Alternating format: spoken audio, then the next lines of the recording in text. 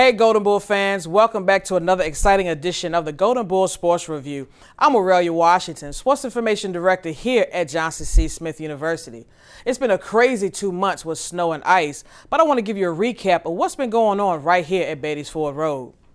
Last week, the bowling team hosted event number 2 as they hosted 8 teams from the CIAA conference in Rock Hill, South Carolina.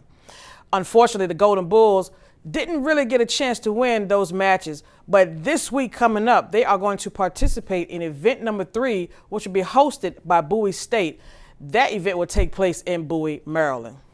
This past weekend, the track and field team participated in the CIAA Indoor Track Championships, which was held in Mill Springs, North Carolina, which took place at the Tryon International. We had a couple of medal winners, especially in the men's. The men's team took 5th place. JaVale Granville and Amonte Ray took silver and gold in the 60-meter hurdle. Jamil Leggett took silver in the men's high jump, and Terrence McCutcheon took silver as well in the triple jump. The women's team finished 5th overall.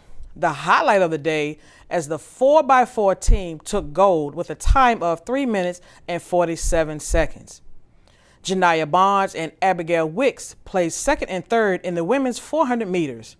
Kamaya Spate took gold in the pentathlon 800 meters, and Elisa Silverand brought home the gold in the pentathlon in the shot put.